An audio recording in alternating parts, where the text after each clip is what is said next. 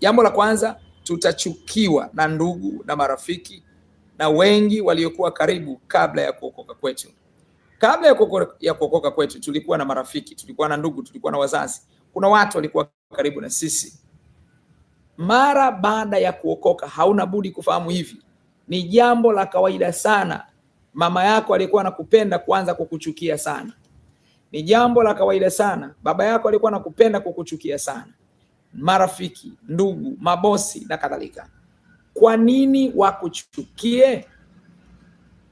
Kwa nini wakuchukie? Nilikwisha kuzungumza hapo muda sio mrefu. Kwanza, sababu ya kwanza, watoto wa kimwili mara moja ambao hawajazaliwa mara mbili kwa kawaida huwachukia waliozaliwa mara mbili. Yesu alisema mtu asipozaliwa mara ya pili hawezi kuurithi ufalme wa Mungu. Kwa hiyo kuna mara ya kwanza ulizaliwa, alafu kuna mara ya pili. Mara ya kwanza tulizaliwa na wazazi wa kimwili, maana tulizaliwa kimwili. Mara ya pili tulizaliwa na Roho Mtakatifu, tulizaliwa roho zetu. Ndio maana hata katika Mwanzo sura ya 6 wana wa Mungu wanaotajwa pale, wako watu wengine wanafundisha ni malaika, something which is completely wrong. Malaika hana sifa ya kuzaa, hana sifa yoyote ya kuzaa, hana sifa hiyo hata kidogo. Ndio maana Yesu aliwajibu Mafarisayo katika Mathayo 22:29, Masadukayo aliwaambia mwapotea kwa kuwa hamyajui maandiko wala uwezo wa Mungu. Katika mbingu, katika ulimwengu ule hatuoi wala hatuolewi, huwa kama malaika. Kumbe malaika haoi wala haolewi. By the way, hana jinsia. Kwa wana wa Mungu waliotajwa katika Mwanzo sura ya 6 walikuwa ni watu wacha Mungu. Wacha Mungu tangu nyakati za zamani walipewa jina la wana wa Mungu. Wale ambao walikuwa sio wacha Mungu waliitwa wana wa wanadamu. Manake wana wa wanadamu wamezaliwa mara moja na wanadamu wenzao. Wana wa Mungu ni hawa wa watu ambao wamezaliwa na wanadamu, baadaye wanakuja kuzaliwa na Mungu na wanazaliwa roho zao. Ndio maana Yesu akaita kuzaliwa mara ya pili. Yohana sura ya 3 mstari wa 3 mpaka mstari wa 6. Kwa hiyo hawa wana walio wa mwilini huwaudhi tangu nyakati za zamani, huwachukia watu waliozaliwa kwa roho. Turudi tena katika Wagalatia sura ya 4 mstari wa 29.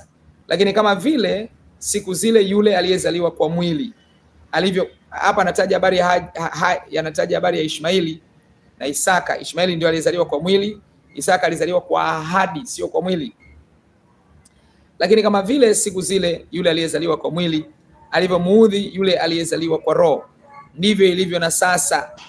Kama wa mwili alimuudhi aliyezaliwa kwa roho, yani Ishmaeli aliyezaliwa kwa mwili alimuudhi Isaka aliyezaliwa kwa roho, na anamaliza anasema ndivyo ilivyo hata sasa. Manake hata sasa walio wa mwili waliozaliwa mara moja watawauzi waliozaliwa mara ya pili, waliozaliwa mara mbili, waliozaliwa na Mungu kwa Roho Mtakatifu.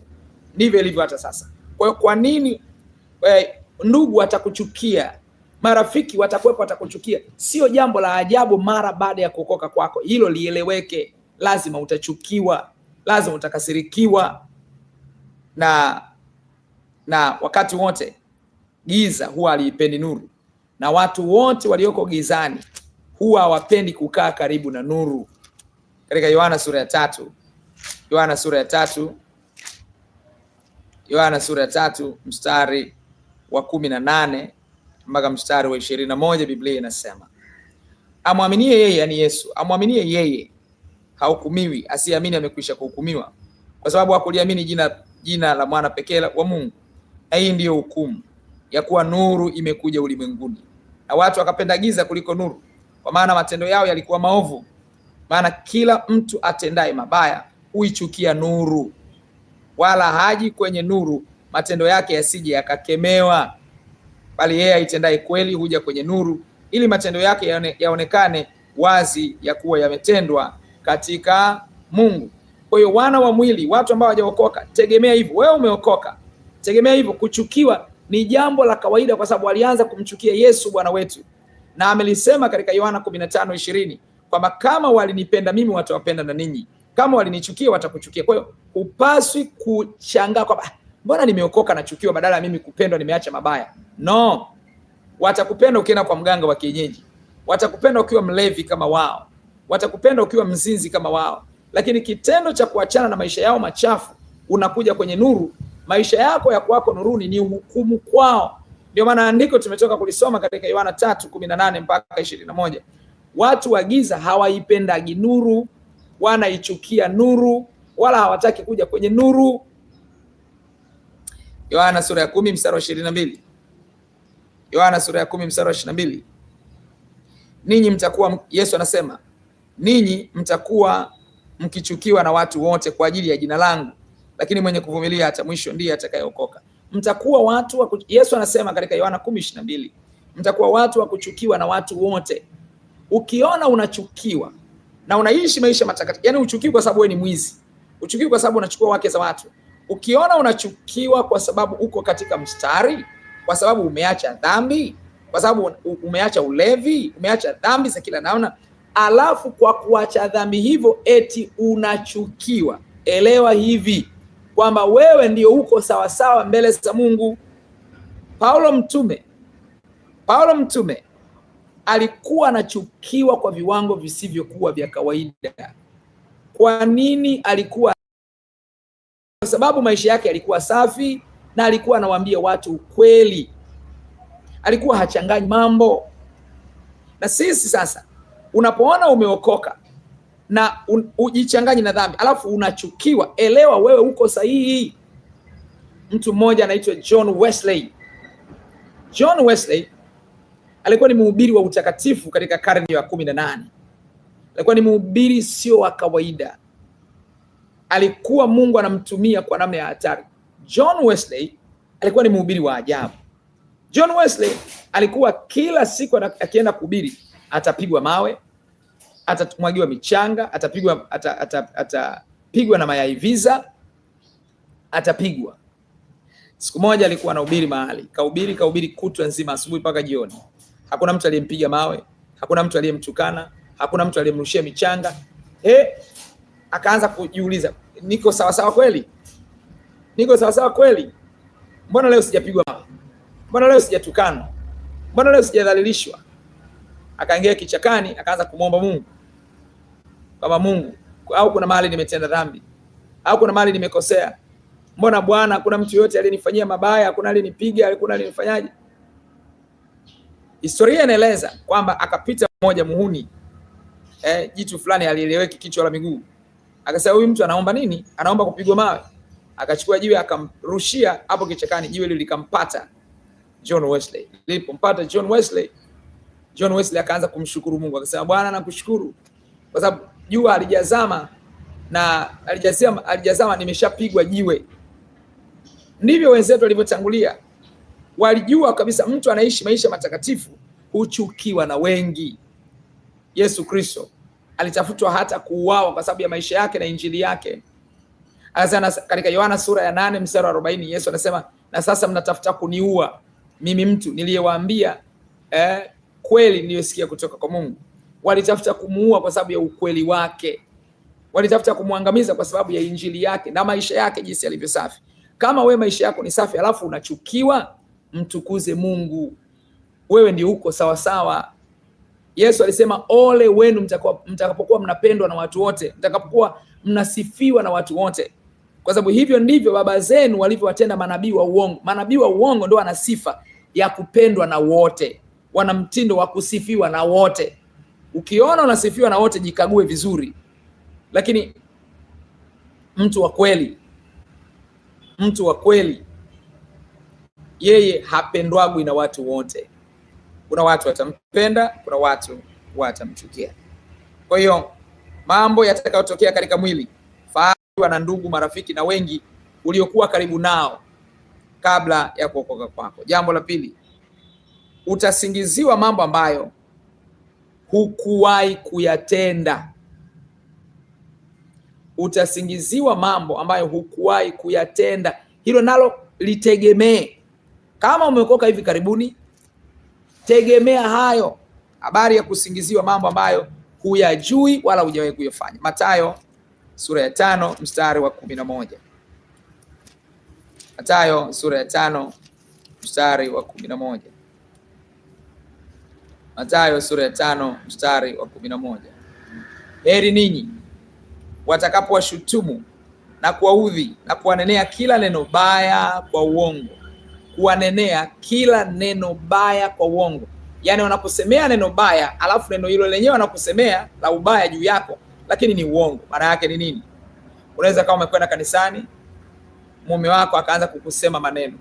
Kama unakwenda tu, unaenda huko, wewe mnaenda kuzini na mchungaji. Umeenda katika jambo jema, lakini unaambiwa umetoka kufanya neno baya. Kwa hiyo unasingiziwa, unaudhiwa, lakini unaudhiwa kwa uongo, ndio maana yake. Na unaudhiwa kwa uongo kwa ajili ya nani? Kwa ajili ya jina lake Yesu Kristo.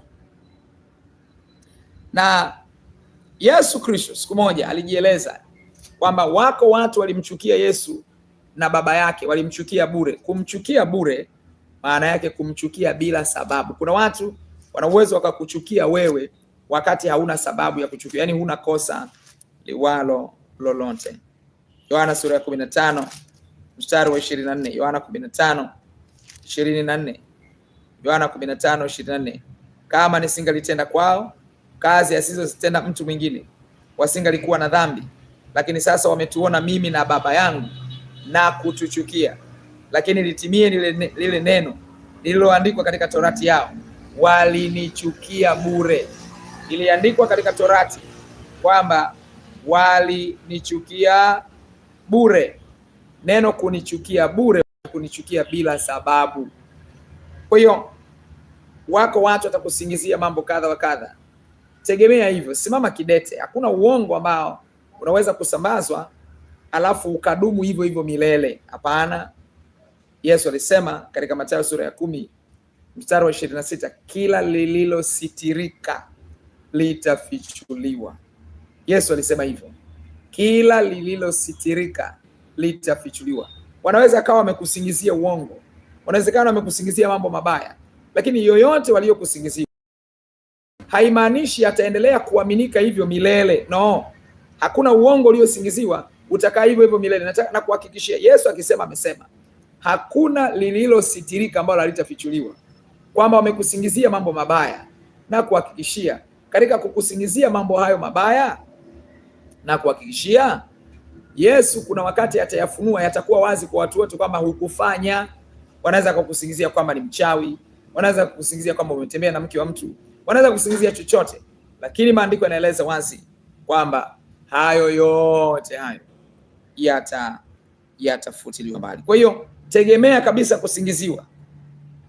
Ndio maana Yesu amesema mapema, heri wenye kuudhiwa kwa ajili ya haki. Tegemea hayo. Utaudhiwa kwa sababu ya haki yake Kristo. Jambo la 3, utaudhiwa na kuteswa kwa kutendwa mabaya.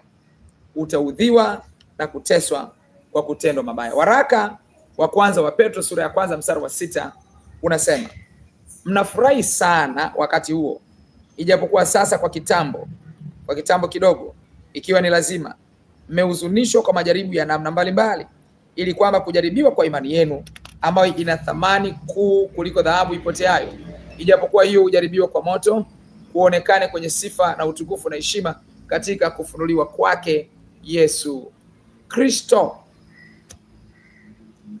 Kwa hiyo kuna wakati utatendwa mabaya, utaudhiwa kwa kutendwa mabaya. Tegemea hayo yatakutokea. Utaudhiwa kwa kutendwa mabaya, tegemea hayo, na Mungu atayaruhusu ili kuendelea kukufanya kuwa imara. Ni muhimu ufahamu, hakuna mtoto anayefanywa kuwa imara kama anaishi aina moja ya maisha. Anaishi kwenye gari tangu amezaliwa mpaka anakuwa mtu mzima. Huyu mtoto hafai. Huyu mtoto ana mapungufu mengi.